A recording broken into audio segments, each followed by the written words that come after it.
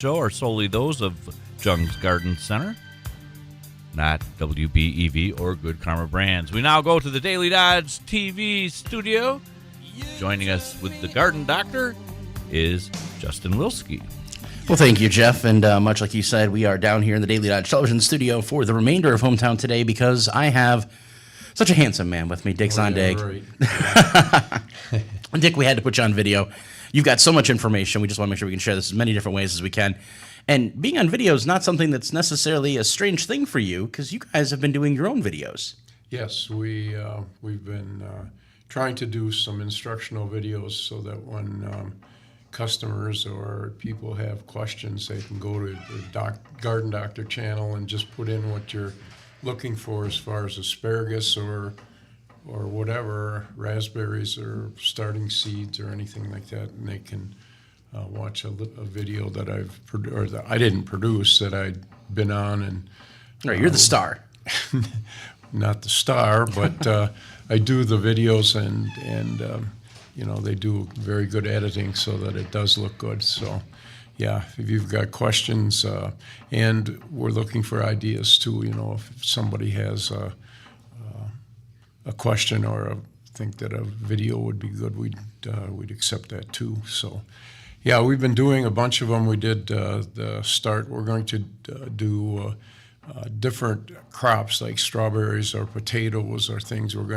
We started doing them by what we're doing now, and then we're doing a 2-week later, and then planting, and then what we do for the winter time or how we harvest, and trying to make things that will go all through the season so you can see exactly what you should be doing all the way through the season. So That's absolutely awesome. And normally this would be where I would, tell everybody to go to our YouTube channel and subscribe to us and ring the little bells, when we get new videos and stuff out.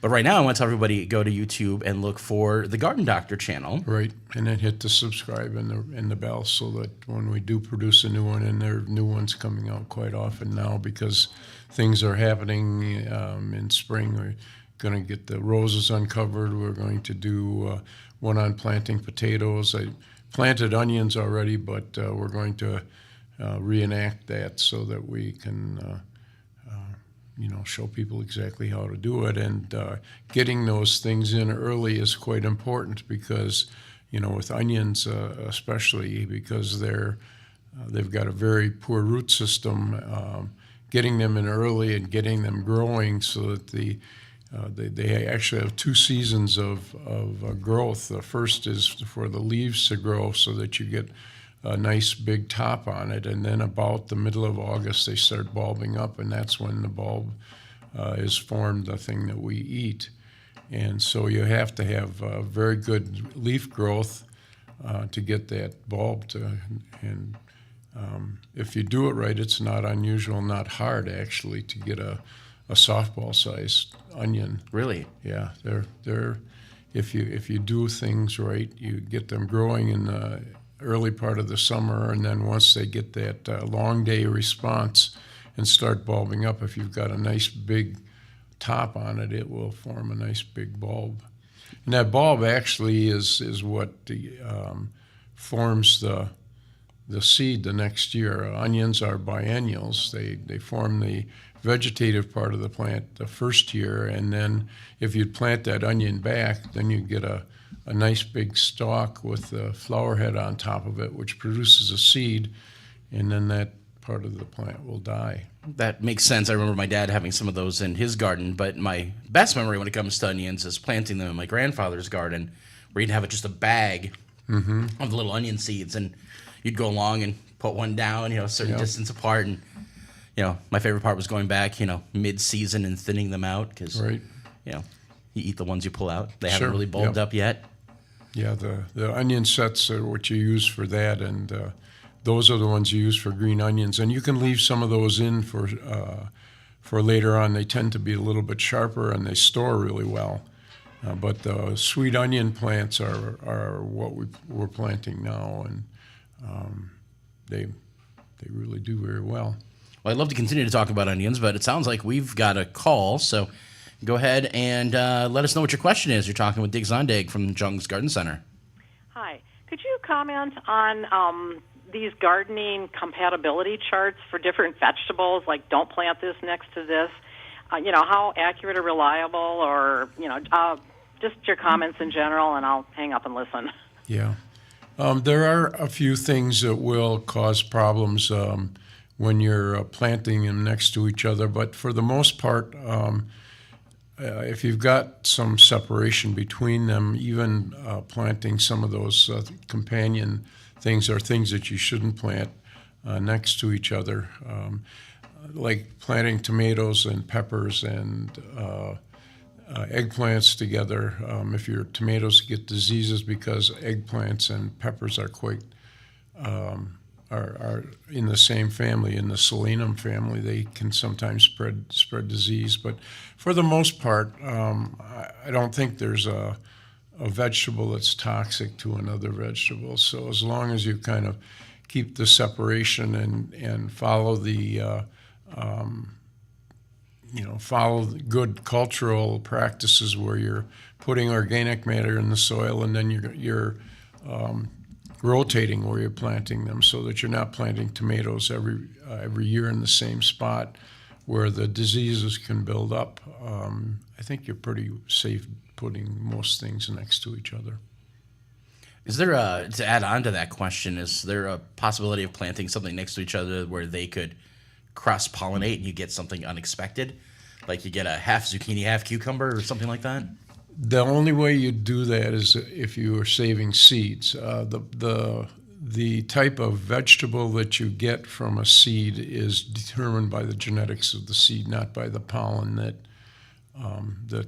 cross-pollinates. Although with some of the sweet corns, they do require isolation. Some of the SEs and SH2s, they'll tell you in the description, if you've got a catalog, that you should isolate them so that they're not planted near field corn or near other sweet corns, because they can affect the sweetness of the corn. So other than that, I really don't know anything that would, unless you're saving seed. If you're saving seed, then you do want to isolate so that you're not planting watermelons near cucumbers, because they're all in the cucurbit family and they will cross-pollinate, but that will only occur in the second generation.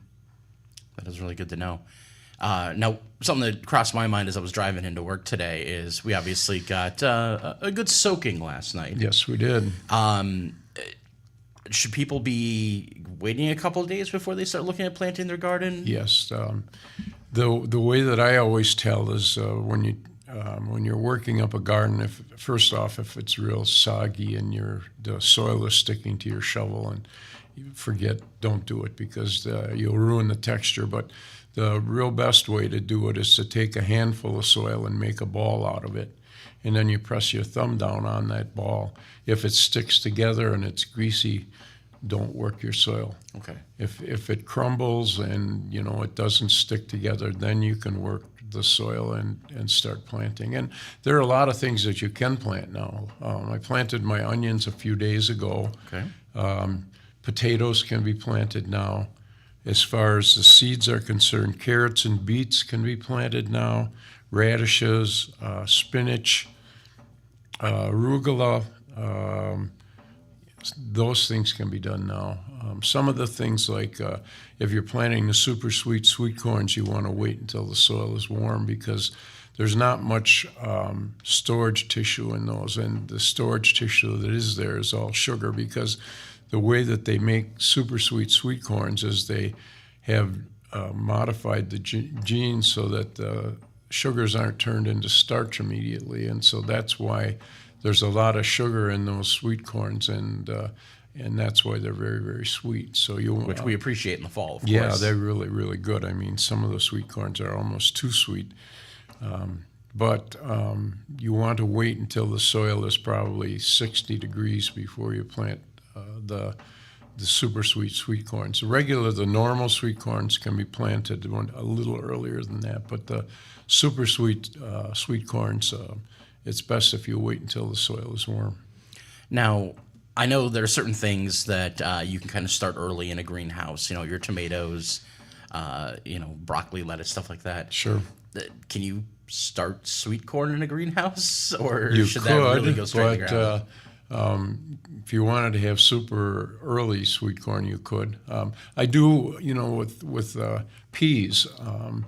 They can be planted in the soil now, but I actually start those in cell packs so that when I plant them out, the peas are growing already, because peas do require a cool season, and once the weather gets hot, then the peas don't do as well.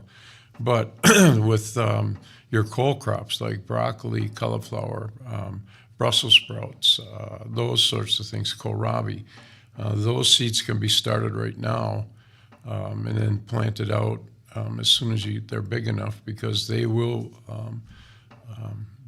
handle a late frost. And I went online this morning because I knew we'd talk about when to plant things. And if you go to the Farmer's Almanac, they'll give you the last frost date, which is around the 6th to the 10th of May. And then you can back up like 3 to 4 weeks from that, and that's when you can start planting some of these seeds that are cool, will germinate in cool soil. So It's weird to think that it's going to be May that we're going to have the last frost day when we've had such beautiful weather. I know, it varies from year to year. That's an average type thing, and I think probably this year the last frost date will be earlier than that, because we've had such nice warm weather. That's the date that you can most often count on, is not having a frost. Although, even at that, there are times when you can get a frost afterward, and with that, you just take a sheet or a blanket and cover your Something to things. keep that ground temperature. Yeah, a the little ground bit warmer. temperature will keep the air temperature from freezing. There you go. Sounds like we got another caller. Let's go ahead and go to the phones. Hello, you're on with the Garden Doctor. Yeah, can you use salt to control the weeds on asparagus? You can.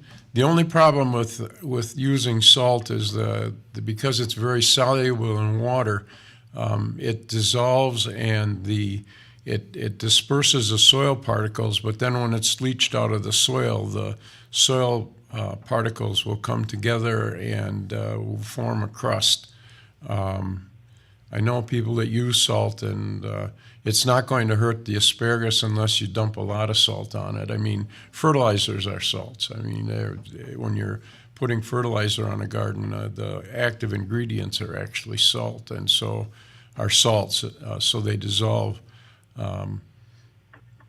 Like I what wouldn't would you use use, a lot of salt, but it can be used as an herbicide. And how effective it is, I guess what I would do is leave part of your asparagus bed that you don't treat and see if it does affect the weed population. So Asparagus just use, is a good rock salt? Just use rock salt? Or Yeah, what? rock salt is fine.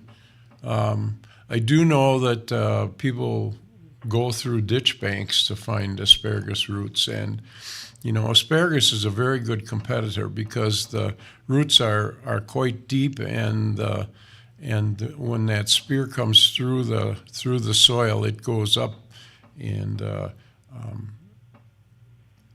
it will outcompete root. I mean, it will grow. It will grow in a grass sod actually, and survive. So whether you So, like, really how- need to have a weed-free asparagus bed is debatable. So how much would you put down? Or I would just sprinkle a little bit. Maybe, I don't know how big your asparagus bed is, but if you take the length times the width, maybe a regular can would treat maybe 100 square feet, which is 10 by 10. what do you mean a regular can? Like a coffee? a soup can, okay. a normal soup can would be, I think that would be plenty of salt for 100 to 150 square feet.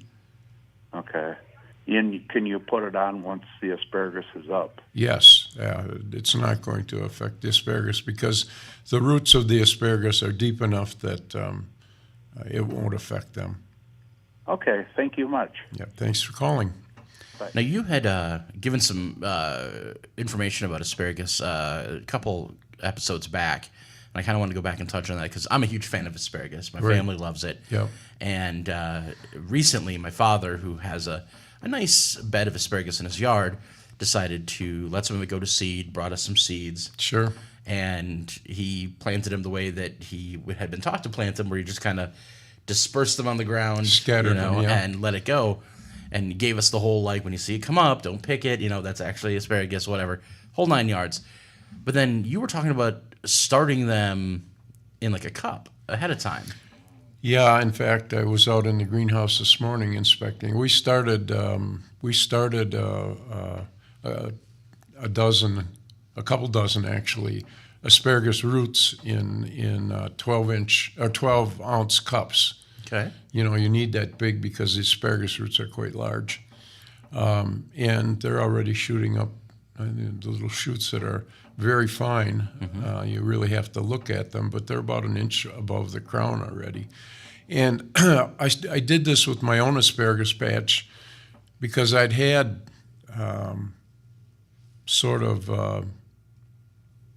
what would you call it? Good, sort of sorted luck with starting asparagus. The way we normally tell people to do that, where you dig a trench and you put asparagus roots in, lay them down, and 10 inches deep. I mean, you can put asparagus quite deep, and then let them start to grow. You put a couple of inches soils on top of it, and then you let them grow. And as the spears grow, you backfill the trench. But I've had sort of checkered luck with that. And so last year, I took some asparagus roots and started them in the greenhouse in cups. Right. And then I took a drill. I have a really nice, it's a drill that you use for planting bulbs, but it works with asparagus too. Is that like an auger bit or something? Yeah, it's on an it? auger, right? Okay. And so I went down about 18 inches actually, so that when I put the cup full of roots in the ground, that the crown was at about 10 to 12 inches, and the top was like 18 inches high. And so when you planted it that deep, you had the spears, the fronds above the ground already. And I'm going to be very anxious to see if some of that asparagus is ready this spring, because as that crown grows in size, it will produce bigger spears. And so if the spear is as big in diameter as your little finger, then you can cut it and enjoy it. And it usually takes 2 or 3 years of growth to get them big enough to harvest. And so it'll be interesting to see if I had enough energy in the ground for getting them in a year. I'm looking forward to hearing more about that and how that progresses. We do have to take a quick break here on Hometown Today. We'll be back, of course, with more with Dick Zondag from Jung Garden Center. While we are on our break, I do want to let everybody know that we are going to qualify a few people. I've got Jeff in the studio ready for you. This is going to be for the McKinstry's Right to Win contest. So now is going to be your chance to call in or text in to qualify for McKinstry's Home Furnishings Right to Win contest. You'll want to do so over the break. Again, 3 different contest prizes, a 4-pack of Milwaukee baseball tickets, $166, and a $500 shopping spree at McKinstry's Home Furnishings. Final contest taking place on Saturday, April 20th from 9 to 11 a.m. at McKinstry's Home Furnishings. So we're going to go ahead and take that break now on Hometown Today. We'll be right back, 95.3 WBEV, powered by Daily Dodge. Let's talk with Beaver Dam Unified School District Superintendent Mark DiStefano this Thursday at 11:10. Join Mark as he highlights Lincoln Elementary.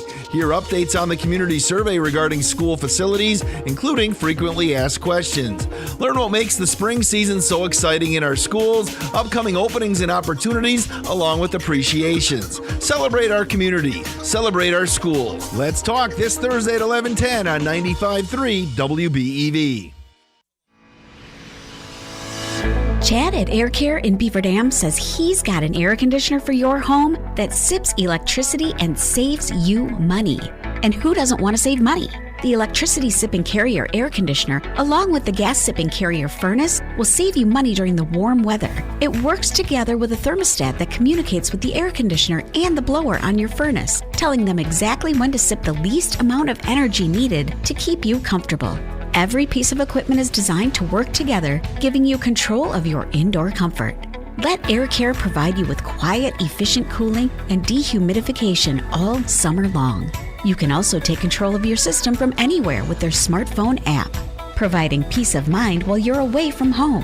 Air Care is a factory authorized carrier dealer. Visit aircareinc.com or call them at 920-356-8860. Air Care, committed to your comfort for over 40 years. Reliability you can count on.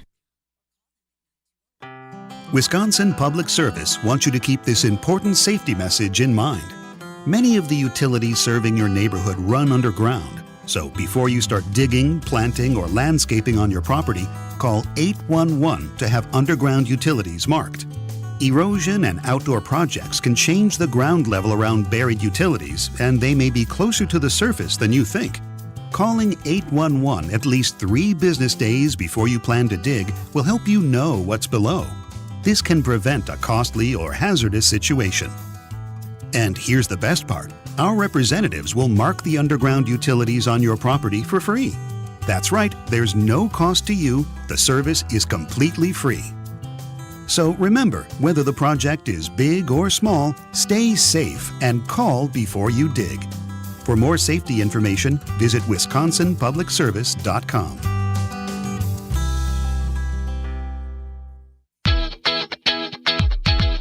If a new smile is what you're looking for, we have the answer for you. Hi, this is Dr. Adam Forster at Columbus Family Dental, where we specialize in making people smile. We promise to take the time to get to know you so we can provide you with a custom plan to help you achieve the smile of your dreams. Our experienced team looks forward to hearing from you soon. Call us today at 623-5559.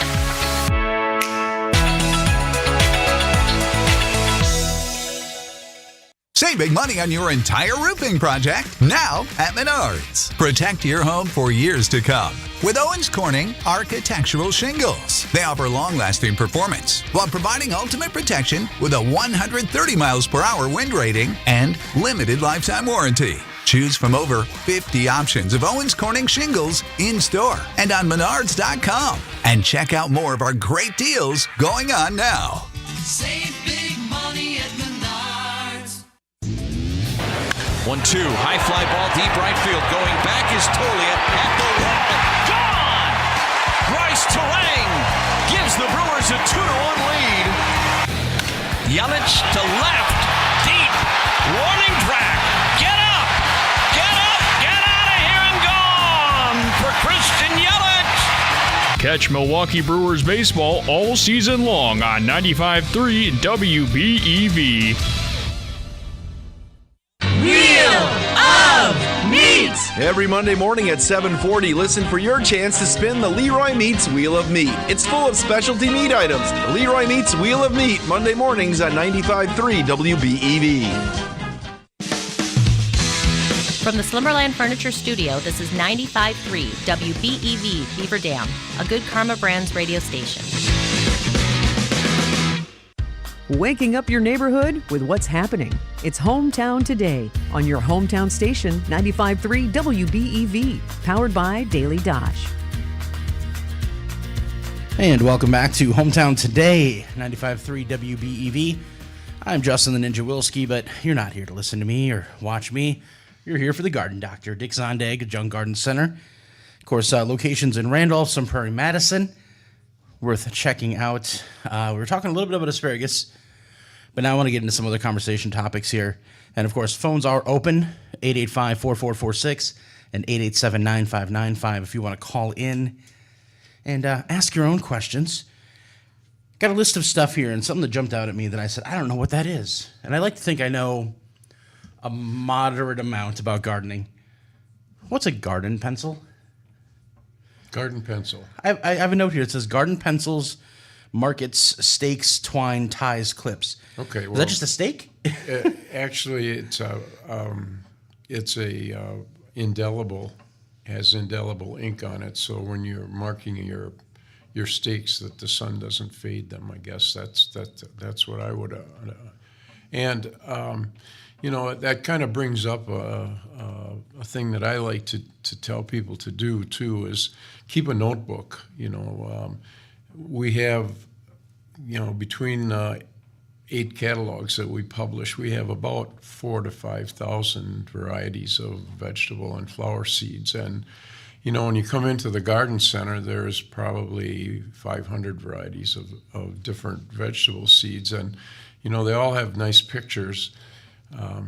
You should read the description first off, and then if you plant something and it does really well, be sure to note that in your notebook, so the next year you don't come back and you depend on that seed packet that you left in the garden that blew away, and Right. What did I use last year? Was it Blue Lakes, or was it Contender, or was it some other variety? And so, if every variety of vegetable worked the same for everybody, you'd only have one bean, one beet, one.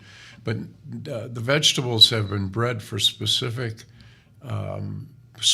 uses. So, Right. like with cucumbers, you can get cucumbers, and you can get slicing cucumbers for eating in salads and things like that. Right. Where the skin of the cucumber is thinner, so that it's not as chewy, so that it's crisp. But the cucumbers that you want to pickle, you want to have them crisp in the brine, so it has a thicker skin to it. So, read the description, and if it's a cucumber for pickling, you use it for pickles. If it's for slicing, you use it for slicing. If you use a slicing cucumber in a pickle recipe, they turn to mush because they're softer, So it's important that you read the description. Kohlrabi. If you want the little baseball-sized kohlrabis, you Right. use purple Venetian or white Venetian. But if you want a softball or even a volleyball-sized kohlrabi, the Cossack variety, it's unbelievable how big those things get, and yet they're still not woody inside, where if you let the other ones grow bigger, they become real coarse and woody. So read the description, and then if it's something that works well in your soil, you've got a notebook, and then starting seeds too. When you start seeds, I can tell you when we start them in the greenhouse, but a greenhouse has the high sunlight, it has humidity, you can control the amount of fertilizer you put in the water and stuff like that. In a house situation, they're going to grow slower because they don't have 12 hours of sunlight and that sort of stuff. So you got to know when you start things, and then when you plant them out, if they're too small, you can start them earlier, or if they're too big, if they get leggy or they're bigger than you want them, when you start them later, and you just note that all in your.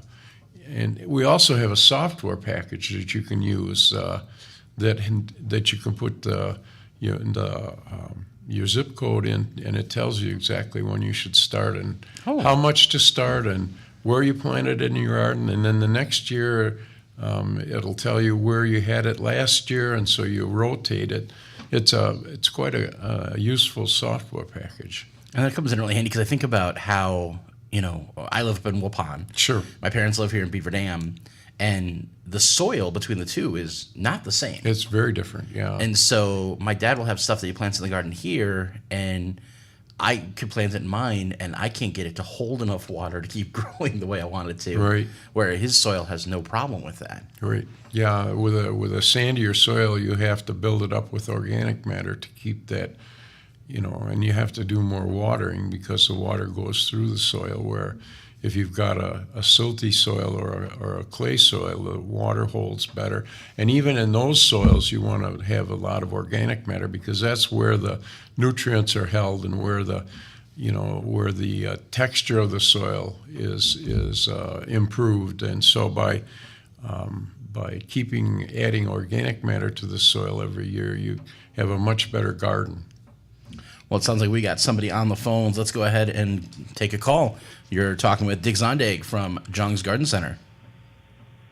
Good morning. Good morning. I was wondering, with green beans, Do I have to put an inoculator with them when I plant them?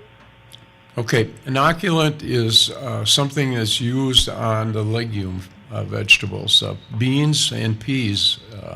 And what happens is if you use the inoculant, it forms nodules on the root system, and it's sort of a symbiotic relationship where the bacteria that are in those little nodules are fixing the nitrogen from the air into nitrates that the plant can use, and the plant is giving it the nutrients that it needs to grow. And so it's not absolutely necessary, but I think if you'd plant some of the beans without the inoculant and some with it, you'd find that the plants with the inoculant are going to grow better and will do much nicer for you, give you a bigger crop. So what you do is you just the seed that you're going to plant, you just put a little bit of moisture on the seed coat, and then you put the inoculant on.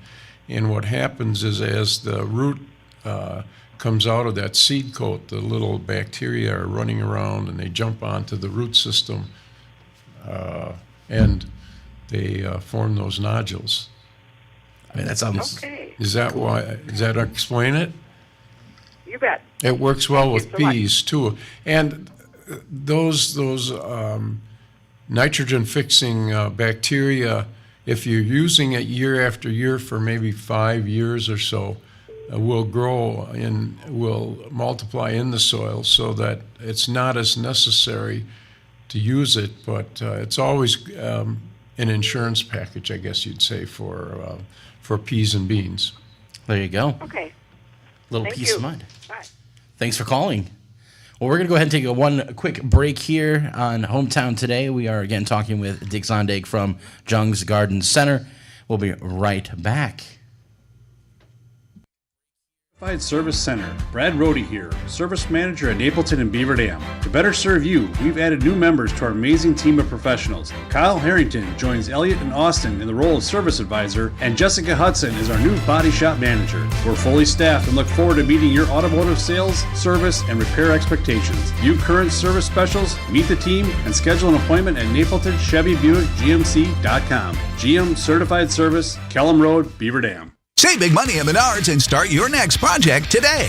Countertops are the center of the home. From elegant to everyday options with easy installation that you can do yourself and durability that will last for years to come. Transform everyday spaces into gathering places with custom craft countertops from Menards. Visit our kitchen showrooms in store or go to menards.com for free design estimates today. And don't forget to check out our weekly flyer for all of our hot deals going on now. Save big money at Menards.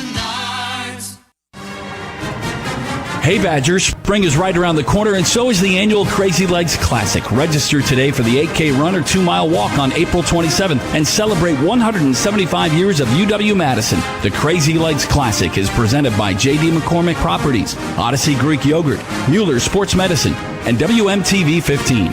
For more information and to register, visit crazylegsclassic.com. That's crazylegsclassic.com. Watertown Regional Medical Center is excited to be named a Top 100 Rural and Community Hospital for 2023. Compiled by the Charter Center for Rural Health, hospitals named to this list are proven to achieve higher quality care, secure better patient outcomes, and increase patient satisfaction. To learn more about the quality care and services offered at Watertown Regional Medical Center, visit watertownregional.com. Be well, live well. That's why we're here, accepting all major insurances, including Dean. The Boathouse Pub and Eatery on the shores of Fox Lake serves lunch and dinner with a gorgeous lake view. Whether you enjoy dining outside right on the water or inside in the dining room, the Boathouse Pub and Eatery is the place to be. They offer specials every Monday through Saturday and live music. So be sure to like Boathouse Pub and Eatery on Facebook or check out their website at boathousefoxlakewi.com to get all the details on their specials and music events. It started with a prediction. Go out there and play basketball and win. And how many games? 6. It became the culture. Chance of Bucks in 6. Being a Bucks fan means you live and breathe Bucks in 6. Brandon Jennings created the prophecy. Tune into Behind the Bucks, the story of Brandon Jennings on the Bucks Plus Audio Network. Behind the Bucks is presented by Gallagher, your trusted insurance broker and HR and benefits consultant. Available now on bucks.com/plus, the Bucks app, and streaming wherever you get your podcasts. That's for the culture. Hey, it's Randy from Professional Floor Covering, bringing together friends and neighbors on Hometown Today on your hometown station, 95.3 WBEV, powered by Daily Dodge. And welcome back to Hometown Today. I want to remind everybody this is a paid program. Advice and opinions expressed during the program are solely that of Jung's Garden Center, not WBEV or Good Karma Brands. I am here with Dick Zondag from Jung's Garden Center, and we're going to go right to the phones. Hello. You're on Hometown Today. Hello. Hello. Hello. Do you have a question for Dick? Yes, I do. Go ahead. Is this a good time right now to spray for Creeping Charlie? Yes. You want to get it when it's actively growing. A better time for Creeping Charlie is in the fall before it goes into the winter, because at that point then you weaken it and it goes out in the winter time. But it's probably going to take 3 or 4 applications to do any denting. Creeping Charlie is a pretty aggressive weed. The other thing that you want to do is fertilize your lawn, because if you have a thick growing lawn, Creeping Charlie won't creep in. But once it gets established, boy, it's a really difficult weed to control. All right. Now, is it best to spray in the morning or spray in the afternoon? Doesn't make any difference. We have in the garden centers, we have a product called Weed Beater Ultra. Yeah. And Weed Beater Ultra is really good because it works in cold temperatures, where some of the other lawn weed killers are. You have to have a warmer temperature for it to work. So Weed Beater Ultra is the best herbicide for a lawn, and it tells you exactly on the label how much to use per square foot. But yes. All right. Well, thanks. Yep. Thanks for calling. I think Jeff told us we might have another caller available. Let's go ahead and go to the phones. Hello.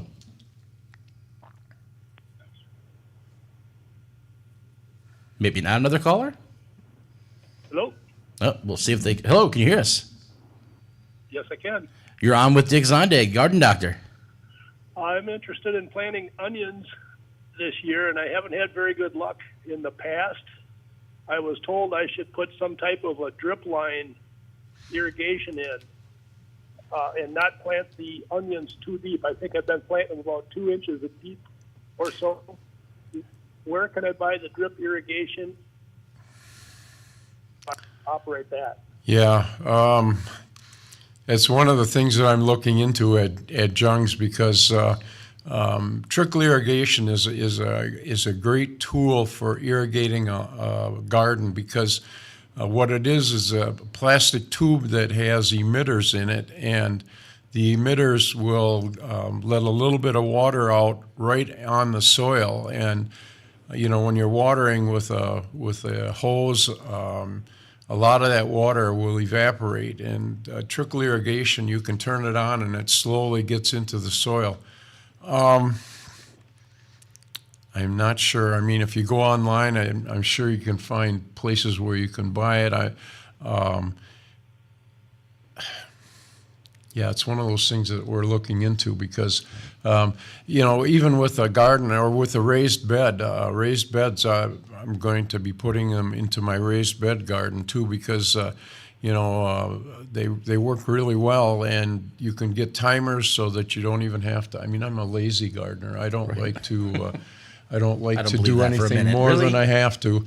But putting the trickle irrigation on onions is very, very useful, because onions have such a small root system that they can't go very far out for water and for nutrients. And so what I tell people is 1 inch a week And if we get a very dry period, you don't want to water every day. You want to water once a week and then let it dry out between waterings. But what I did was I plant my onions.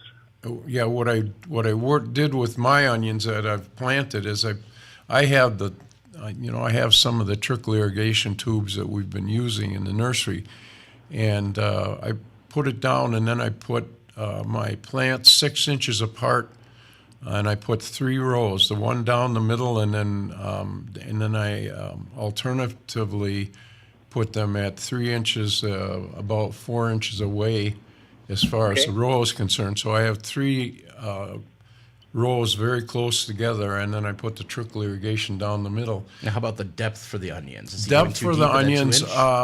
2 inches is not too deep because as the bulb expands, it will push the soil away. Okay. Any clue how deep I should put the drip irrigation if I can find this? And the drip irrigation should go right on the surface. You can put a little mulch over it, which is what I did. And the other thing that I do with the trickle irrigation is I have a siphon type setup where I can put fertilizer in the water. And so you're fertilizing them. It's important to give them some nitrogen during the early part of the season, and then about the 1st of August you stop the nitrogen, and that's when they start forming the bulb. Okay. I actually, like I said, go to the Garden Doctor channel and put onions on there. It'll show you exactly what I did. All right. Very good. Thank you very much. Yep. Thanks for calling. Wonderful. And I'll make that as another push for checking out the Garden Doctor channel on YouTube. Again, find your way over there, subscribe, follow, hit that little notification icon so you find out about all the new videos you guys post. Because I imagine you're going to continue. As things happen in the garden, or, there's actually a system on YouTube where they use wood chips for planting through, and we're going to be doing some videos on that. I haven't done any videos on straw bale gardening, but I did that for many years. I haven't done it in the last couple of years. I guess you get busy and some of these things you can't do, but we had an area where I used to run my dogs. It was a couple of acres where I could let them run, and then I could do my straw bale gardens while they were out running in the grass and stuff like that. But straw bale gardening is very good for a lot of different vegetables. I put straw bales next to a chain link fence, and then I was able to train my tomatoes on the fence. I was able to train cucumbers. We put up a system where we put the tea stakes in the ground in between the bales, and then put a pipe across the top, and then strings down to the bales, and grew pole beans. Oh, wow. So I didn't have to get down on the ground to pick those bush beans. The pole beans will grow right up on those strings, and they pick them standing up. So that does make it a lot easier. Yeah, easier on the back and the knees, that's for sure. Yep, it does. So maybe one of these years I'll do straw bale gardening again, and we'll do a video on that. Now, I believe that we're about to go back to the phones here for another call. You're on with the Garden Doctor. Good morning. Good morning. A few years ago, I sold my house, and I had a big asparagus patch there, and I was going to dig some out, and I dug it out carefully with lots of roots, and I put it in my garden where I moved to, and none of it grew. So now you're saying to start them out in cups. Do you suggest not disturbing the roots when you take them out of the cups? Yeah, Or spread them out like you normally would? Yeah, with asparagus, once a bed is established, it doesn't like to be moved. So you have to start a bed from small plants, which is what we do. The plants that we sell in the catalog are only a year or maybe 2 years old in some cases. If they get to be 4 or 5 years old, where they're huge roots, if you try to move them, they don't like it. So what I did is I started if you're starting from seed, what I tell people to do is to start them in the garden just like you'd start a vegetable in rows. And then in a year or maybe, dig a few of them up. And if the roots are big enough to transplant, then you transplant them deeper. If they're small, leave them in for another year.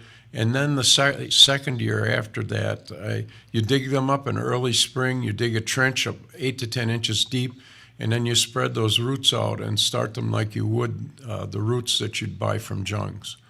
So you can start them. You can start them indoors now too, and plant them out. But the best way to start an asparagus bed is to buy the roots. And with asparagus, they have male and female plants. And so if you're using seed, you're probably going to have half male and half female. The problem with that is the female plants do not establish as fast as the males because they have to form the seeds. And so with the catalog, we have male varieties. They found a way to breed plants that a seed population that is mostly male plants. And so the Millennium, the Jersey Knight, the Jersey Supreme, those varieties are dominantly male and will produce much faster than the Mary Washington, which is a half and half selection. So I don't know if that explains what you need. Thank you. Yep. Thanks for calling.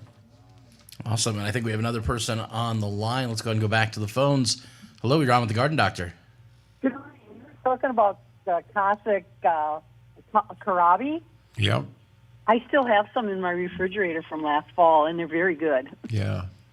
They keep forever. Yeah. Another question I have, I need to transplant a peace lily. What size pot would you put it in? Somebody said like double the size of what it's in now.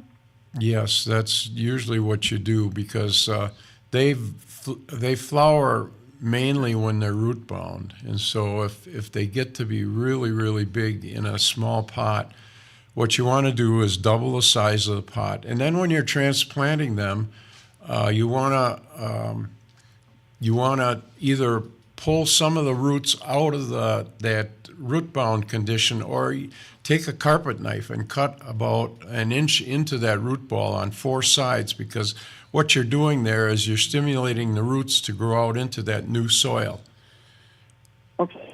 Okay.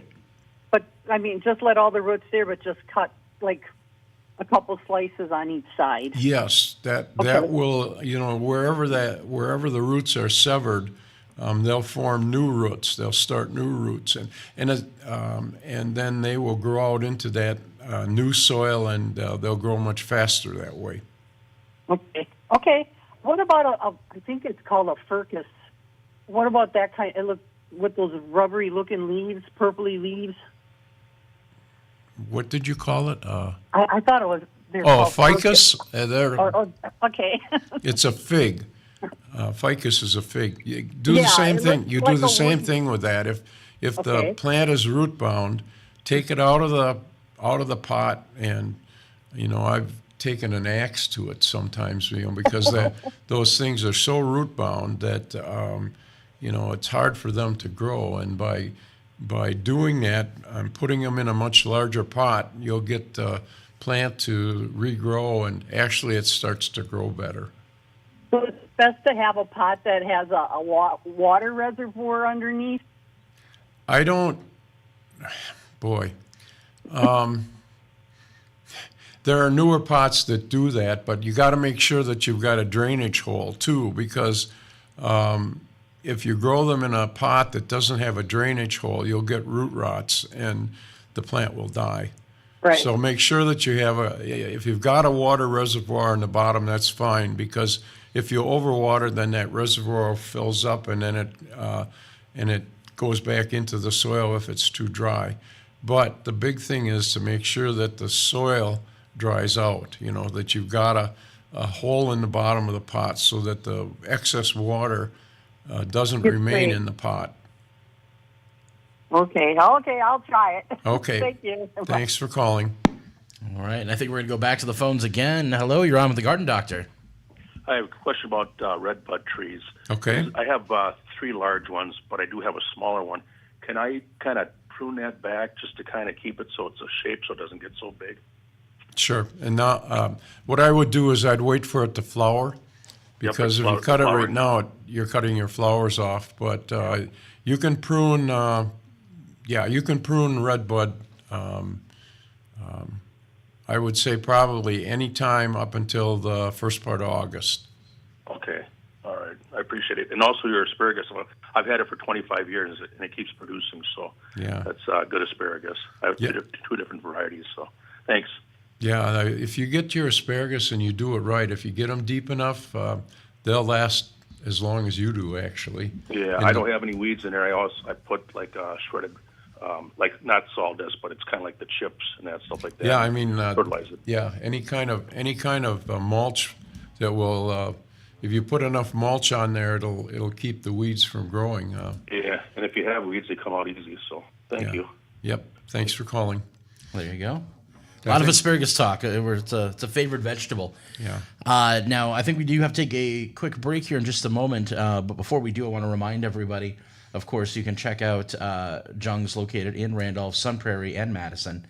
What are your guys' hours? Okay, the hours are, I got them written down so I don't get it wrong. We're That's on what I our do too. spring hours now. Okay. In Randolph, it's 8 to 5 Monday through Saturday. That's real easy, and we're not open on Sunday in Randolph. For the Madison, Sun Prairie, Stoughton, Stevens Point stores, 9 to 6 Monday through Friday, 9 to 5 on Saturday, and 10 to 4 on Sunday. There you go. And, of course, 24/7 at jungseed.com. You can check out the website anytime. We have a very nice website. You can order stuff. We're almost caught up with our back orders, which is very early for us. So if you're looking for seeds or plants or anything, and you can't make it to the garden centers, our website, a lot of the seeds orders will go out the day after the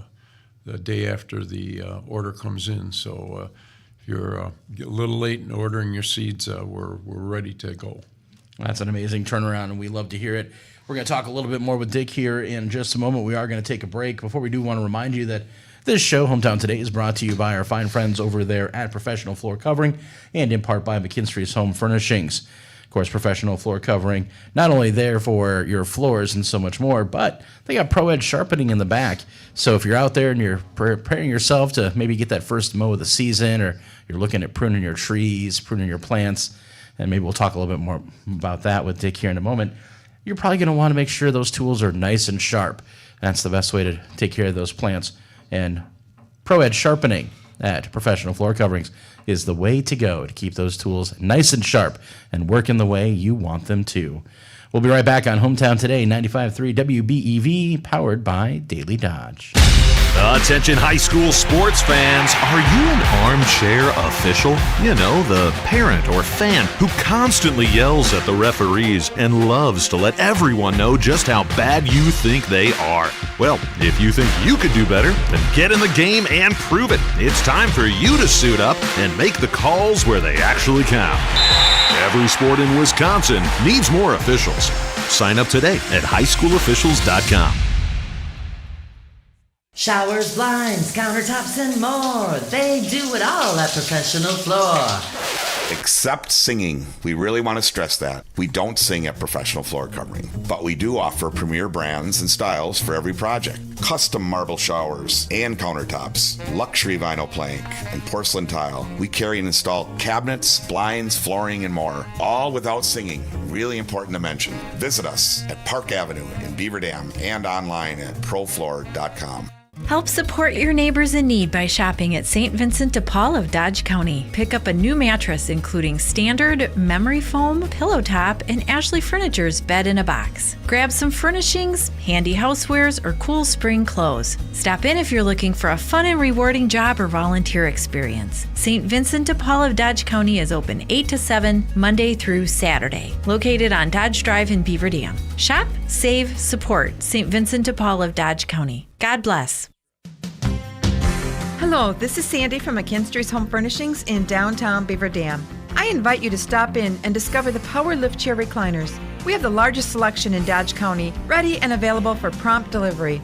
With the touch of a button, these lift chairs lift you to a standing position or recline you to a comfortable nap. You can even get a lift chair with heat and massage, or with an adjustable headrest and lumbar support. Some models even have cup holders and wireless phone chargers. There are a variety of sizes in stock, from small to the big mans. Prices start at only $699. Don't worry about the power going out, because the lift chairs come with a battery backup. Delivery is free. If your loved one needs a lift chair in their room at an assisted living facility, McKinstry's will deliver it. McKinstry's is a lift chair service center. McKinstry's Home Furnishings, downtown Beaver Dam. Use the entrance in the tower parking lot, which is handicap accessible. Year after year, McKinstry's. It's time to begin thinking about this year's landscape projects. Glander Transit east of Beaver Dam has all your landscape needs covered. Glander Transit offers mulch, topsoil, and gravel, along with decorative stone, cobblestone, patio pavers, sandbox sand, and retaining wall block from Rockwood Retaining Walls. Create a backyard oasis with fire pits, island bar and grill kits, or a seating wall. Glander Transit is located east of Beaver Dam on Highway 33. Follow Glander Transit on Facebook for up-to-date seasonal hours. Golf season is here, and leagues are forming at Horicon Hills Golf Club. New this year, the Monday evening two-person league.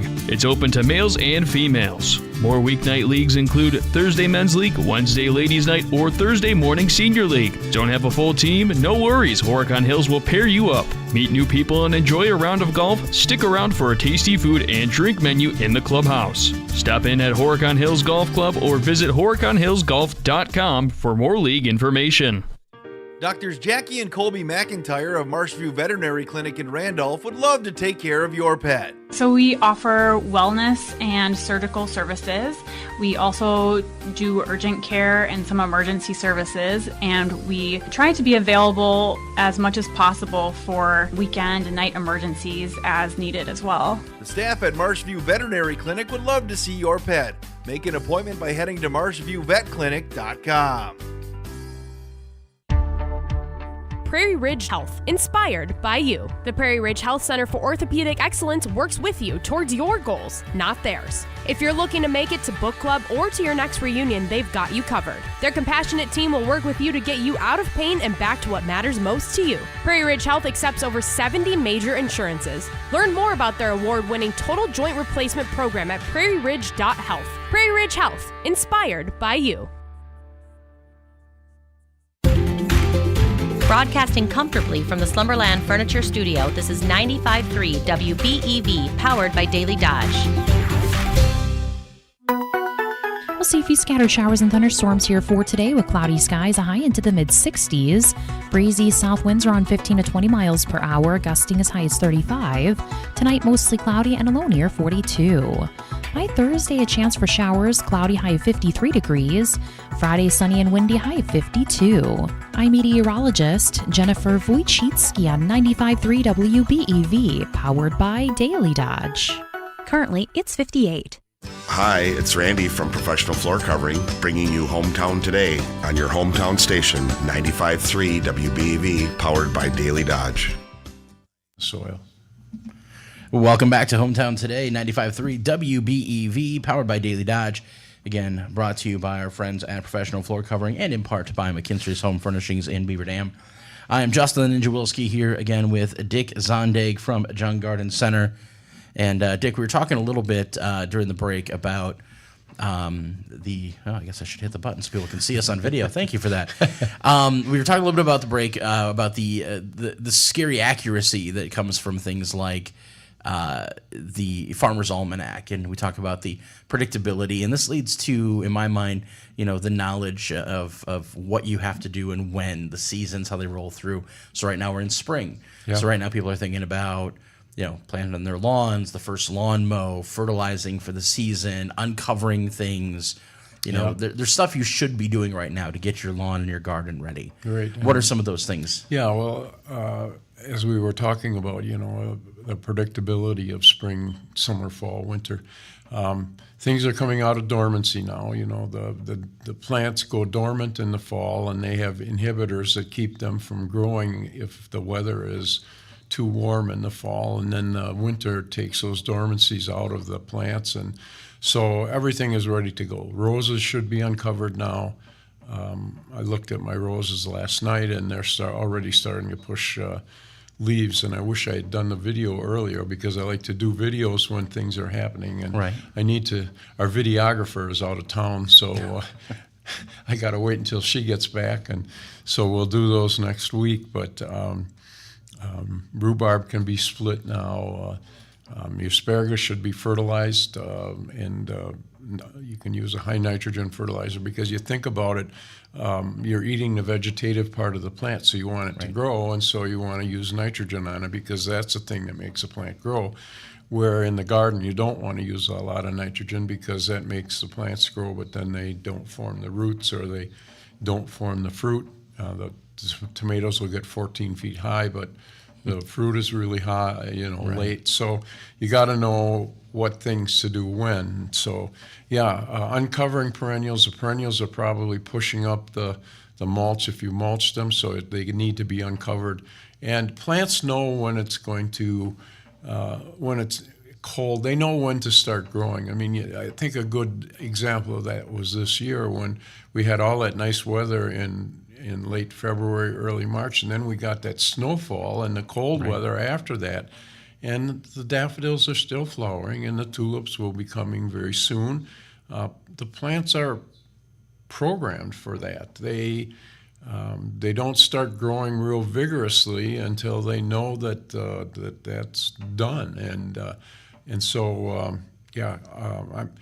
there are things you can do to alter that a little bit, like I do with my strawberries. I'm going to leave my strawberries covered a little bit longer with the straw or with the, I cover some of my strawberries with the straw and some of them with the row cover because the row cover will hold the heat in and they'll start growing underneath that row cover, and then the row cover will protect them against the frost if we get a late frost, where with the hay, you leave that on and the hay will keep the soil. A mulch tends to keep things the way they are. It's a stabilizing factor, and so it'll keep the soil underneath the mulch colder, which will hold the strawberries back until the danger of that late frost, because strawberries sometimes will start to grow too soon, and when we get the combination of an early spring and a late hard frost, it'll take your strawberry crop away. But by leaving the hay on for a little bit longer, holding those strawberries back until the danger of a hard frost is gone is what you do. So I won't uncover the hay from the strawberries for another week or 10 days, and then I'll uncover them and fertilize them a little bit because they do like to have a little bit of nutrients when they start growing, and they'll those fruit buds that are in the crown of the plant will get that extra nutrient, and you'll get much nicer, larger strawberries out of that. And that's exactly what we all want from our strawberries. I mean, I love the pretty green of a strawberry, but I love those strawberries. Strawberries and raspberries and those things that God has blessed us with that make this life really enjoyable. We have. In fact, we still have an abundance of strawberries in our freezer. Nothing wrong with that. Yeah, they'll store for another year. Yeah, extend that bounty for a little bit longer. Yep. I know when you talk about the plants kind of knowing what they need to do, they're aware of when it's time to start growing. They're aware when it's time to start popping out of the ground. And sometimes they, in my experience, they sometimes seem to relocate themselves without you realizing they're doing it. I know when we moved into our house, where our mailbox was just grass. Mm-hmm. And then 2 years in, out of the blue, some tulips started sprouting over there. Okay. And now we have a good grouping of tulips over there that come up every year. Yep. And we don't know how they got there. I'm guessing an animal or something, probably. Yep, they've naturalized. You're living in Waupun. That's a very Dutch area. There probably was some tulips, either some seeds or some bulbs there, and they were just dormant and not flowering, and now they are. They definitely are, and that's how I know, okay, spring is definitely here. I go to get the mail, and I can see them popping out of the ground, and now the plants are probably 8 to 10 inches high already. Yep, and they'll be throwing that flower bud out pretty soon. So That's all right. I like a little color in the spring if we can get it. Yeah, we do get that color. And the crocus and the hyacinths and the daffodils. I mean, I planted a lot of daffodils in the little area around I've got a windbreak that's right next to my house, and I plant them in the edge of the windbreak, and it really, there's so many different colors and sizes. The dwarf daffodils are just spectacular this year. So, yeah, those flowers, and then the species crocus, they're the first thing that comes up in the spring. I mean, those things were up and flowering when we had that nice temperature in March. Yeah, that's true. So, yeah. Now, you touched on something a little bit when you had mentioned roses, and I know my oldest has a couple of rose plants in our garden, and the other day they asked me, and I said, I don't know, I'll have to ask Dick, and I just thought about this. Now that we're into the spring season and they're starting to get some of that green going, is it too late to do any pruning at this point? No. What I do with my roses when I uncover them is I will first prune them back a little bit if they're really tall, and any fine wood, things that talk about pencil diameter or smaller, I prune those off because the buds that come off a weak limb like that or a weak twig like that are not going to be real strong. So I trim it back. You want to trim the dead wood out, and you can tell real easily with roses what's dead and what isn't dead. And now you'll know for sure because my roses are already starting to grow. But I take the dead wood out, I take the fine textured wood out, and then I fertilize them because roses are heavy feeders. They like to have a lot of food, and I water them if it's dry and hot for a while, and away they go. And it depends on the type of roses you have too. I mean, if you have the shrub roses that you don't have to cover in the wintertime, they're mainly for color, where the hybrid teas, the grandifloras, the floribundas are more for color also, but you can cut them, and then when the flower bud is done, then you cut that off, and you get a new set of growth, and that new set of growth will give you another set of flowers. I do know last year we made the decision to swing in to Jones Garden Center, actually in Randolph, and we picked up some specific rose feed fertilizer. Sure. Yeah. And we've been following the instructions on that, and it was amazing to see the difference in just the growth and the color and the size of some of the flowers. With most roses, the exception to this is climbing roses, because climbing roses will not blossom on new wood. They have to have the wood that grew last summer to blossom this summer. But the shrub roses, most of the shrub roses, and the hybrid teas, grandifloras, and floribundas, once they have a really big blossom when they first come out, and then they'll blossom sporadically through the summer. But if you deadhead them, you take the dead flowers off and then fertilize them, they'll form another flush of growth, and every flush of growth you get a new set of flowers.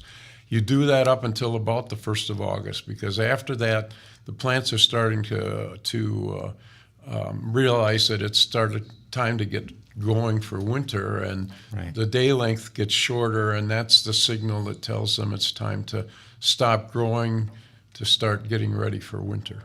There you go. Sounds like we got somebody on the phones. Let's go ahead and go to the phones. Hello, you're on with Dick Zondag.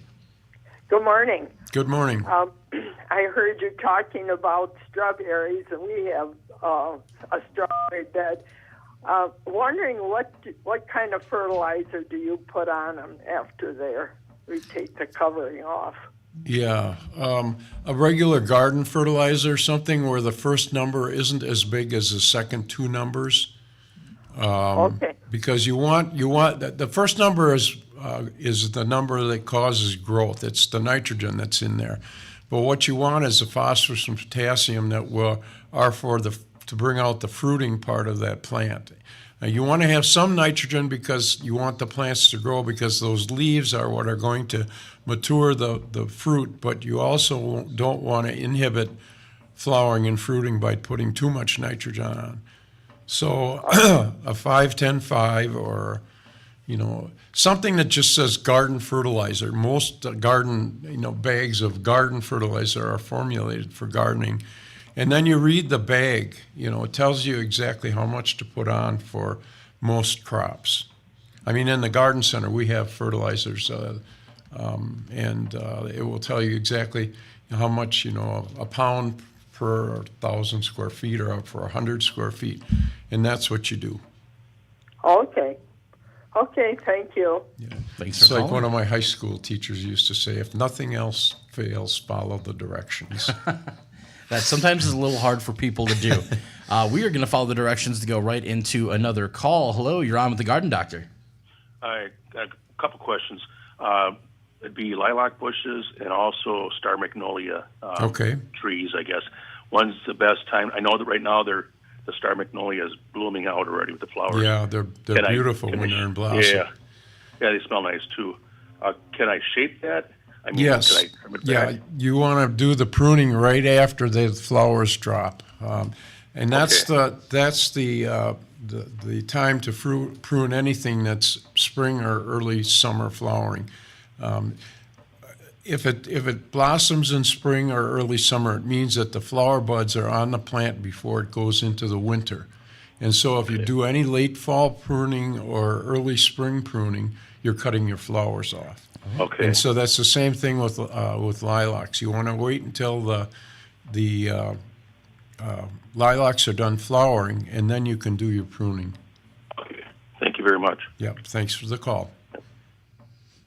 That's I didn't think you could actually be doing that. You could be doing harm then. You can really prevent it from flowering out. And yeah, I mean, can you come if back from that? Yeah. Oh, yeah. They'll come back. I mean, it's just that you're losing your flowers. If you look at the buds in the wintertime, you can tell exactly which ones are going to be your flowers and which ones are going to be your leaves, because the flower buds are usually fat and right at the end of the stems. Right. The leaf buds are usually sharp or much smaller, and that's what will grow after the flower buds are done. So you can tell if a plant has flower buds on it by just looking at it, by looking at the size of the buds. All right, good to know. I guess my next question is going to be right now. I'm talking about lawn care. Yeah. I know yesterday or 2 days ago, I saw my neighbor out rolling his lawn. Yeah. Trying to get some prep work done there. I've heard people talking about rolling, thatching. When should we do the first cut?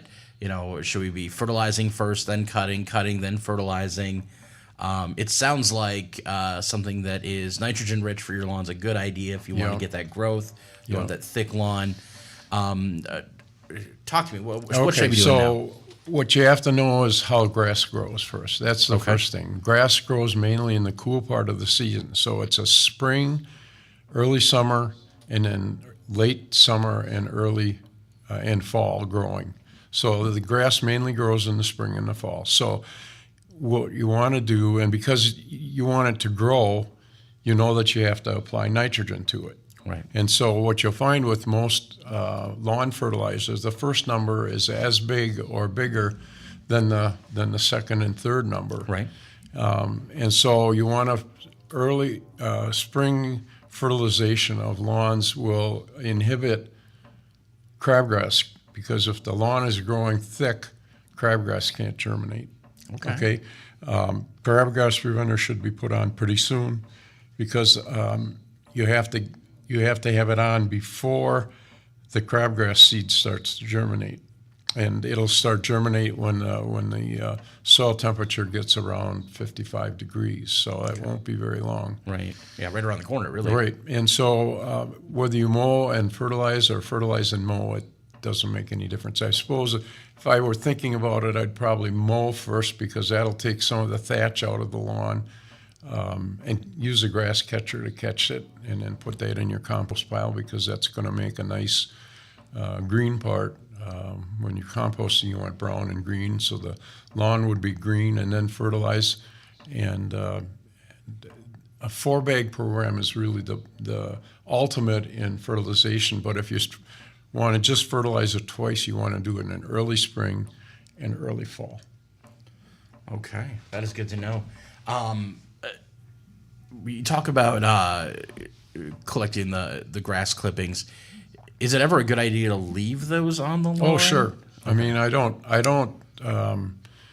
collect the grass clippings unless I have a lot of grass. If the grass grows and I haven't been around to mow it at the right time, you're going to have grass laying on top of the ground, and it's shading the grass, which is not good. And so then I will rake it up, or I use a grass catcher. Normally, I want to leave the grass on the lawn because that's fertilizing your lawn, because you're cutting off the blades of grass that have nitrogen in them, and once they decompose, they'll add nitrogen back to the soil and make your grass grow better. So, if you want to catch the first and second time that you're mowing your lawn, so that you're getting that thatch out of the lawn, that's a good thing to do.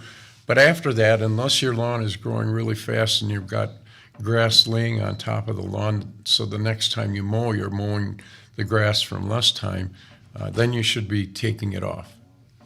Now, I think we have one more call we can take before we reach the end of our show. So we're going to go ahead and say hello. You are on with the Garden Doctor. Good morning. Good morning.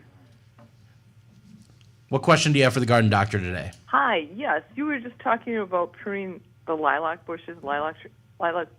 Great. How aggressive can you get when you cut them back? If your lilac bush is 10 feet tall and you want to make it 4 feet tall, what I would do is I'd cut half of those the big canes that are coming out of the ground, cut half of them off this spring. And what you'll find is that from the stumps that you leave, you'll get new shoots coming up.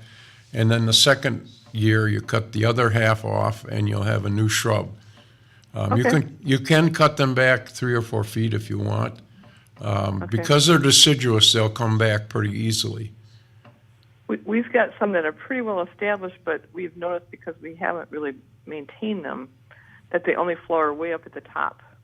Yeah, then that's what I would do. I'd do some renewal pruning. Take half of them off at the ground, or a foot off the ground, and they'll sprout from that, and then next spring take the others off. And then after they get done after they get done flowering, then prune them back a little bit so that they stay nice and thick near the ground. Okay. Okay? That sounds like a plan. We're not going to put it off this year. We're going to get it done. Okay. A chainsaw works really good. I've been told that. That's what we're thinking. Yep. That's what my husband is just dying to do. So. Yep. Okay, very good. So we can be fairly aggressive with them. Yep, you can, but don't cut them all off. Cut half of them off so they have the top. The ones that you leave have leaves on them to produce the new ones, and then next spring cut the others off, and you'll have new shrubs. Okay, sounds great. Yep. Use a little bit of fertilizer on them, and they do like a sweet soil, so liming the soil would also help. Okay, very good. Thank you so much. There you go. Well, thanks for calling. Unfortunately, Dick, we've reached the end of the show, which is always a sad time because it means we got to say goodbye to you for another week. Remind everybody, you said you're still in your spring hours right now. Right. We're in our spring hours. Bare Root's open. We've got a store full of seeds and plants and strawberries and asparagus and all that sort of stuff. Store hours in Randolph are 8 to 5 Monday through Saturday. Really easy. Store hours in Madison, Sun Prairie, Stoughton, Stevens Point, 9 to 6 Monday through Friday, 9 to 5 on Saturday, 10 to 4 on Sunday. In Randolph, we're not open on Sunday. There you go. Easy enough. We want to remind everybody, junkseed.com. Also, check out the Garden Doctor channel on YouTube. Subscribe, follow, and see videos where it's not just me having a conversation with Dick, but you see Dick out there putting a lot of what he talks about into practice. I want to thank everybody for tuning in to Hometown Today. I want to remind everybody the proceeding was a paid program, and advice and opinions expressed during the program are solely that of Jung Garden Center, not WBEV or Good Karma Brands. And I do want to remind everybody that now is yet again another time for you to call in and qualify for McKinstry's Home Furnishings Right to Win contest.